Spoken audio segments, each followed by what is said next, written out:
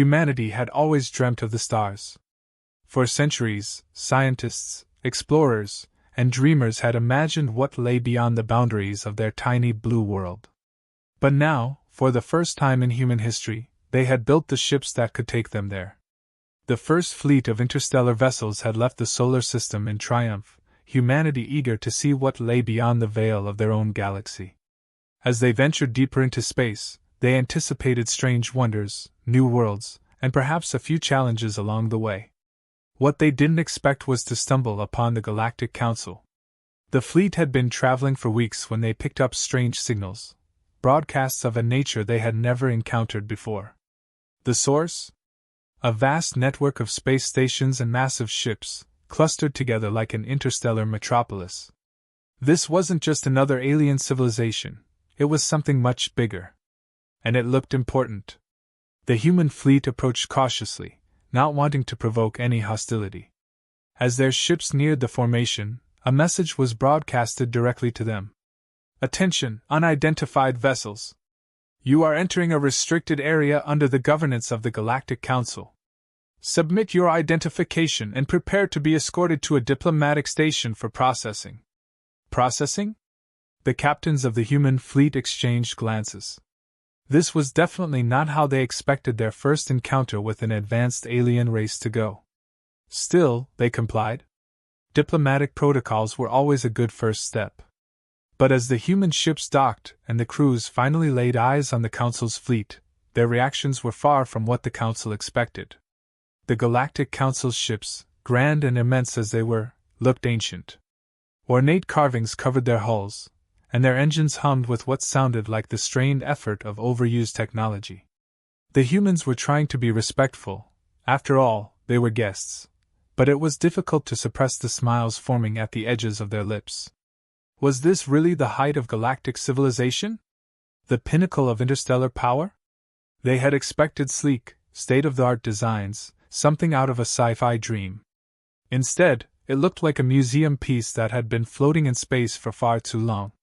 Still, they played along. The humans disembarked and were met by a delegation of alien species, their appearances as varied as the stars themselves.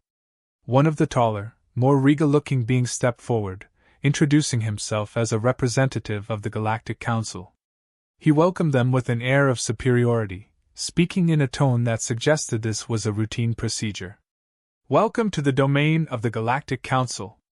It is customary for new species to recognize the Council's authority over this region of space. We will now begin the process of assigning you a status within our hierarchy, after which you will be briefed on the rules and expectations of this galaxy. Your cooperation is expected. It was at that moment that one of the human captains, unable to hold it in any longer, let out a chuckle. It started small, but quickly spread through the ranks. Within seconds, most of the human delegation was stifling laughter. They weren't trying to be rude, but the entire situation was just too absurd. These beings, these supposed rulers of the galaxy, looked like they hadn't upgraded their technology in millennia. They were talking about hierarchies and rules as if they were some sort of cosmic overlords. The lead representative paused, his expression shifting from smug to confused. This was not the reaction he was used to. Is there something amusing? He asked, his voice strained with irritation.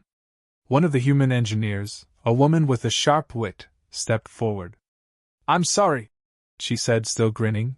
But your ships, they're impressive, sure, but they look like something from a 70s sci-fi movie back on Earth. We were just expecting something a little more advanced. The delegation from the council exchanged glances, their confusion deepening. Our technology is the finest in the galaxy, the representative replied, his tone defensive. It has stood the test of time and has been refined for over 10,000 years. Another human, this one a pilot, couldn't help but add. Yeah, that's kind of the problem. It looks like it hasn't changed in 10,000 years. The human's laughter grew louder, and the council members' patience wore thinner. To them, this was a formal, serious process. To the humans, it was a comedy of errors. They had expected to encounter something far more awe-inspiring. Instead, they were greeted with bureaucracy and a fleet that looked like it could barely hold itself together. Still, The humans tried to keep things diplomatic. "Look," one of the captains said, wiping a tear of laughter from his eye. "We're not here to cause trouble. We just didn't realize things were this behind the times. Maybe we can help. You know, trade some tech, give your ships a little upgrade." The suggestion was meant to be polite, but it was taken as an insult. The council members bristled at the idea that these newcomers, primitive by their standards, thought they could offer improvements. The representative's voice grew cold.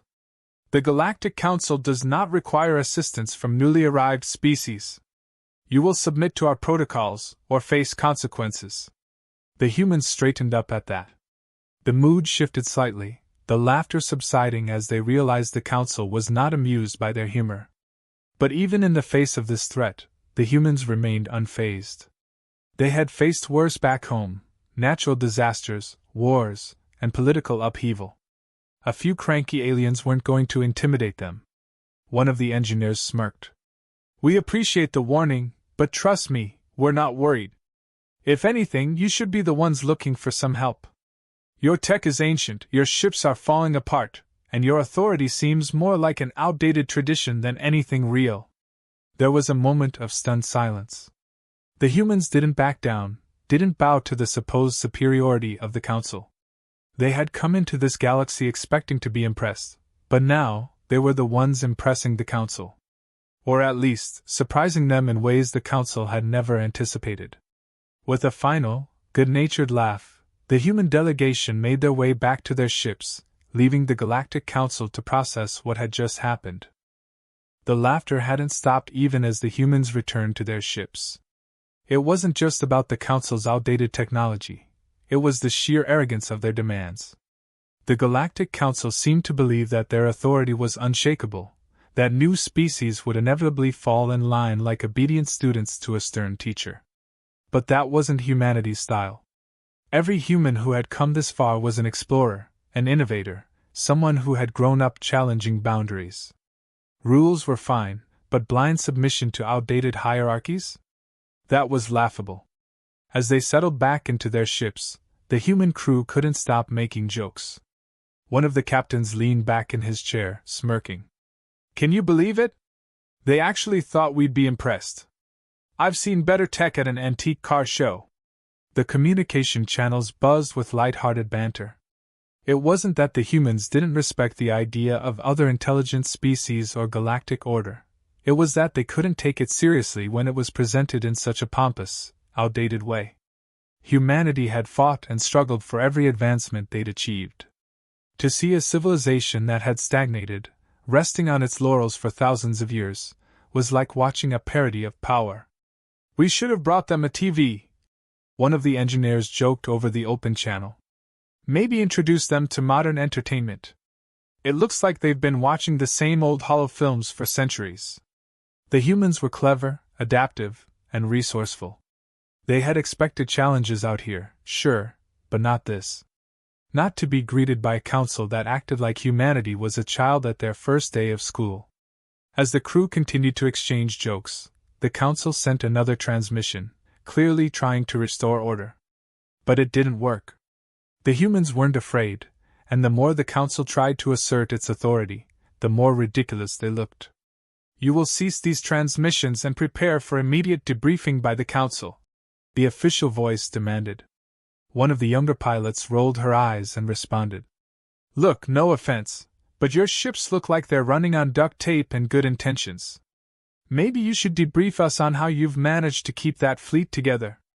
The laughter erupted again, this time louder. For all the council's power, they didn't seem to understand one simple truth: humans were used to pushing back against outdated systems. They thrived on solving problems, innovating, and breaking through barriers. This was just another system to be questioned, another authority to challenge, not with violence or aggression, but with wit, irreverence, and confidence in their own abilities. By now, it was clear that the council didn't know how to handle this. They had never been laughed at before. They had always been revered, feared, or at least respected. But the humans weren't following the script. They weren't groveling. They weren't awed. Instead, they were offering to help, and that offer, sarcastic as it might have been, was also genuine. "Let's be real," another human chimed in. "If you guys need a hand upgrading your systems, we've got some great engineers on board. Maybe it's time you let someone else take the reins for a bit." The council's silence was deafening. They didn't know how to respond to such insolence. Or was it competence disguised as insolence? Either way, the humans weren't backing down. Their humor was disarming, but beneath the jokes was a simple message: "We're not afraid of you, and we're here to show that we belong in this galaxy." As the back and forth continued, one of the captains decided to bring the conversation to a close. All right. Enough playing around. Let's head back to our ships and figure out what we're going to do next. If the council needs some help, we'll be around. But we're not here to bow down to anyone." That was the crux of it. The humans had no intention of starting a conflict, but they weren't going to be subjugated by a council whose primary claim to power seemed to be age, not capability.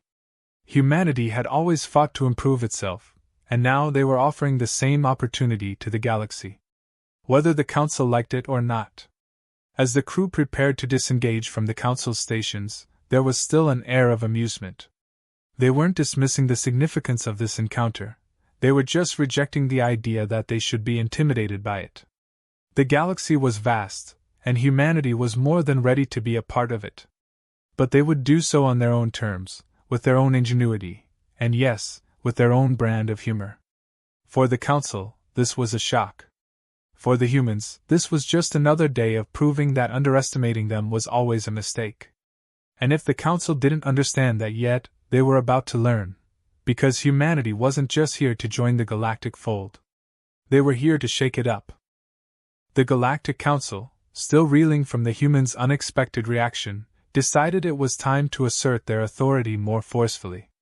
They couldn't allow this new species to continue disrespecting their rules. A direct challenge was issued, a demonstration of strength. The Council would send one of their finest ships, a behemoth of a vessel that had been the pride of their fleet for centuries. Surely, this would show the humans just how insignificant they were in the grand scale of things. On the human side, the challenge was met with a mixture of amusement and curiosity. They had no desire for conflict, but they were more than ready to prove that they weren't the ones who needed to worry.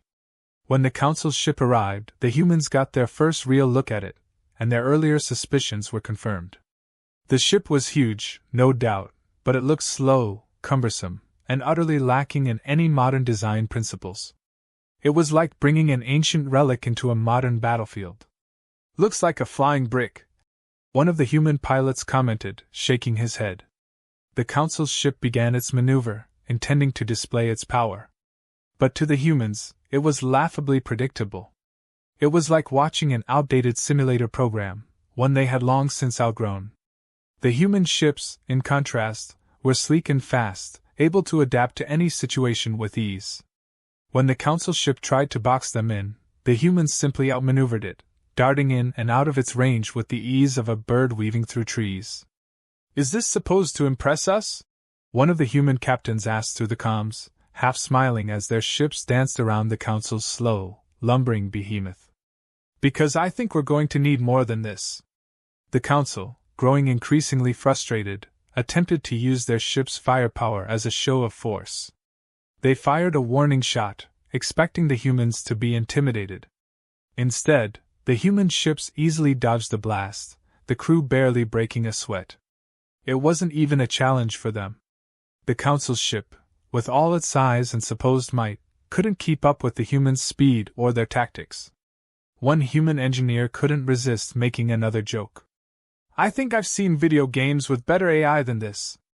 The challenge quickly turned into a demonstration of just how outdated the council's technology had become. The humans weren't fighting, they didn't need to. They simply used their superior speed and agility to outmaneuver the council's ship at every turn. It was almost embarrassing, watching this so-called pinnacle of galactic power flail about, trying and failing to catch up with ships that had been designed by a species they had considered inferior. And yet, despite the humans' obvious advantage, they weren't arrogant about it. They weren't here to crush the council or to gloat. They simply wanted to show that they didn't need to bow to outdated authority.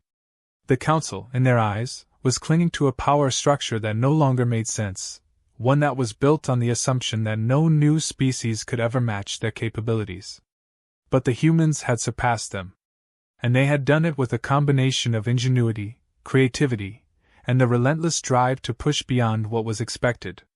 The Council, for all their ancient wisdom, had grown complacent.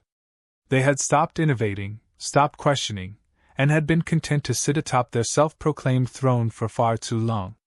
When the humans finally spoke again, it wasn't with arrogance, but with an air of understanding. "Look," one of the captains said over the comms. "We get it. You've been in charge for a long time, and you probably haven't had anyone challenge you in a while. But things change. Maybe it's time to start thinking about what comes next. Your technology is impressive, sure, but it's outdated. You've stopped evolving." The Council ship, still lumbering and unable to keep up, remained silent. It was a silence born of disbelief. They had never been spoken to like this. Never been shown so plainly that they were no longer the unbeatable force they once were. And now, this new species, these humans, were not only challenging their authority but offering to help. It was unheard of. "We're not here to fight you," the human captain continued. "We don't need to. We could help each other, but it's going to take a shift in thinking on your end. You can't keep ruling the galaxy like this, expecting everyone to fall in line just because you say so." Another human ship darted past the Council's, effortlessly avoiding the clumsy attempts to trap it. "If you want to stay relevant, you're going to have to adapt. And if you need help doing that, well, we're pretty good at solving problems." It wasn't an insult. It was a reality check. And the humans had delivered it with a combination of humor, skill, and an undeniable confidence that was impossible to ignore. The Council, for all their bluster, were starting to realize that they had underestimated this species. Humanity hadn't come to bow to them. They had come to prove that they were just as capable, if not more so, than anyone else in the galaxy. And they had done it without firing a single shot. The challenge, such as it was, had ended in complete humiliation for the Council. But it was more than that. It was a wake-up call. The galaxy wasn't stagnant, and neither were its inhabitants. The humans had shown that they were ready to take their place among the stars, not as subordinates, but as equals. And the Council, whether they liked it or not, had to come to terms with that reality. As the human ships pulled away, one final message was sent. "We're always open to working together. Just let us know when you're ready to stop living in the past." With that, the humans left the Council to ponder their future, a future that would now have to include the very species they had once considered too primitive to matter. But humanity had proven, beyond any doubt, that they not only mattered, they were here to stay. As the human fleet pulled back, the Council members were left in a stunned silence, still trying to process what had just happened. For centuries, the Galactic Council had been the unquestioned authority in the galaxy, and now, in a matter of hours, that foundation had been shaken by a species they had dismissed as insignificant. It wasn't just the humans' superior technology, or their effortless outmaneuvering of the Council's finest ships. It was their attitude, the confidence, the irreverence, the ease with which they laughed off the Council's authority. This was something the Council had never encountered before. The Council members convened in private, their discussions tense. The humans were different, unlike any species they had ever encountered. The traditional methods of control, intimidation, and subjugation weren't going to work here. The humans didn't play by the old rules, and they didn't seem to care about the hierarchy that the Council had so carefully maintained for millennia. "They're dangerous," one of the Council members finally said, breaking the silence. "They can't be allowed to disrupt the order we've built." Another member, more cautious, shook their head. "No, they're not dangerous. They're just different. They've shown no hostility, no desire for conflict. But their potential..." He paused, considering the implications. "Their potential is what frightens us." And it was true. The humans weren't here to conquer or to destroy. But they were here to change things, whether the Council liked it or not. Their offer to help hadn't been a taunt, but a genuine proposal, one that implied the Council had fallen behind and that the galaxy's future didn't lie in maintaining the status quo. But not everyone in the Council was ready to accept that reality. We should increase our defenses, prepare for the possibility that they may try to take control. That would only make things worse, the more pragmatic member replied. They've already proven that they could outmaneuver us easily. If we push them into a corner, who knows what they might do? No, we need to think about this differently. Differently. That word hung in the air, a word that encapsulated everything the Council was struggling with. For so long, they had been the ultimate power, the unchanging authority in the galaxy. But now, change had arrived, and it was laughing in their face. As the Council debated, the humans were already moving forward. Back on their ships, the mood was light. They had proven their point without needing to fire a single shot. The galaxy was vast, and there was plenty of room for everyone, but the humans were making it clear that they were not going to be pushed around. They weren't here to follow orders. They were here to carve out their own place, on their own terms. The humans knew they had shaken things up.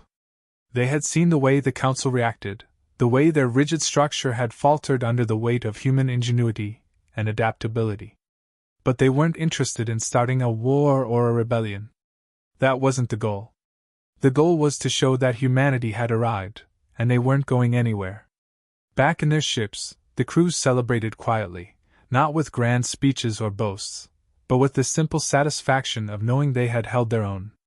They had encountered the Galactic Council, the so-called rulers of the galaxy, and instead of bowing down, they had offered help.